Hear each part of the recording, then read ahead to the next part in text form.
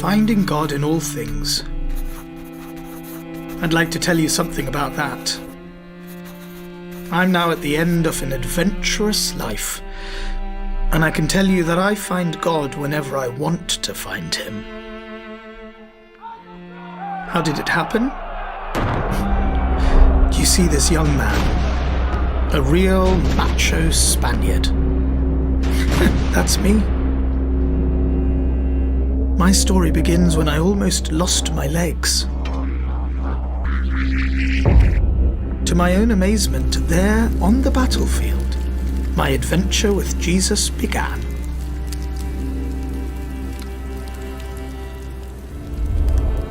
I was on my back for a year, at first with just one thing on my mind: to restart my life as a knight as soon as possible, until I slowly discovered that God had other things in store for me.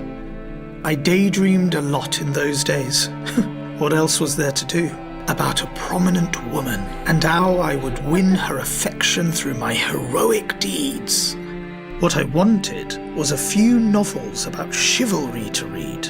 But what I got was a book about the life of Jesus and a collection of stories about saints, people who followed Jesus in a special way. It surprised me that I started dreaming about these stories too. Then I imagined how I would perform the same great deeds as the saints, and that I would do even more for God than all these men and women put together. In all this fantasizing, I made a remarkable discovery. Each time I thought about my life of excess as a knight, I felt energized at first, but then I became lethargic and tired. However, when I thought of the great heroic deeds I would accomplish for God, I felt just as excited, but I remained energized afterwards and experienced deep joy, a striking difference. It turned out to be a key guide for finding God in everyday life. My desire to dedicate my life radically to God grew ever stronger. For me, that meant leaving behind the life of a knight. I decided to go to Jerusalem as a pilgrim because I wanted to be in the places where my new friend Jesus had been. This thought filled me with joy, which for me was a sign that I was on the right path. When I was still just at the start of my journey, I got into an argument with a Muslim man. I found what he said about Mary, the mother of Jesus, offensive, and it really got under my skin. He went on ahead, and I began to question myself. I believed he had insulted Mary. Shouldn't I attack him with my dagger? I would certainly have done it before, but maybe it didn't fit with this new life. I didn't know. I decided to give my donkey free rein so that it could decide. In this way, and to my own surprise, I discovered that I could entrust myself to the will of someone outside myself. I'm not alone in this. Later, when I knew better who God is and how to find Him, I wouldn't let a donkey decide, but God Himself. I travelled on to the Spanish town of Manresa, where I had many new insights. In my heart, I was still a bit of a player who wanted to woo God the way I had secured the affections of women. If a saint had kneeled for 5 hours, then I prayed for 7. Another time, I decided not to eat or drink for a week. I blindly followed the example of all the saints at the same time, and it made me very unhappy. It made me so desperate that I even considered ending my life. This is not what was meant to happen. Clearly living like this was not what God was asking me to do. From this, I realized that God was inviting me to look for Him in my own personal way. It was as if my eyes were slowly opening. Bit by bit, I discovered how I could find God by listening to my deepest feelings. In this, my friendship with Jesus was a great help. I worked at it every day, praying with the stories of Jesus' life. I paid close attention to what was going on in my heart. What is He inviting me to do?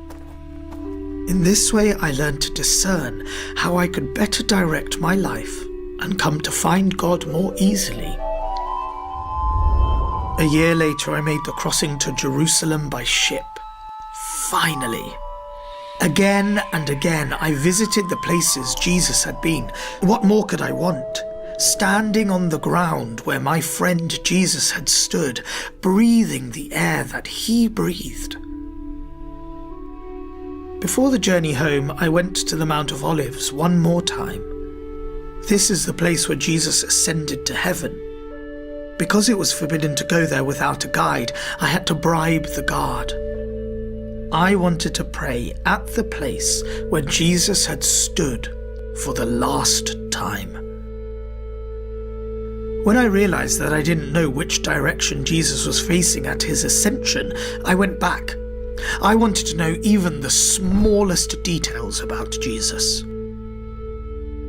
It was now clear to me that everything, absolutely everything, is centered on him.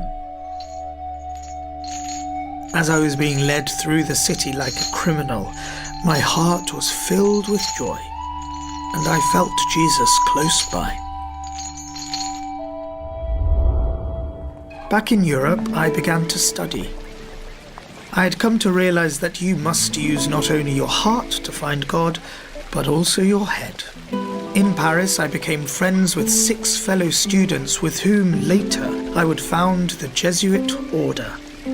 With them, I made another discovery. You can find God by devoting yourself to others. More than that, you can find him in all things. We cared for the poor and helped others to find God in their everyday lives.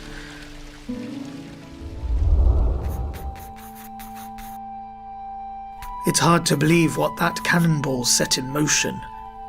A tough guy who founded a religious order. What a conversion. And yet, this is not offered as something exceptional. Absolutely not. You too can learn to discern God's voice in the feelings and longings already present in your life. In this way, God invites you to a life of great joy and deep love for yourself and for those around you. It's up to you to choose to make your decisions on this basis. There are many ways to find God. Find him among young people hoping for a meaningful future. Listen to the earth that groans and longs for healing. See the countless poor, refugees, and outcasts yearning for justice. God invites you also to seek him and find him in all things. What conversion, what change of direction is he calling you to?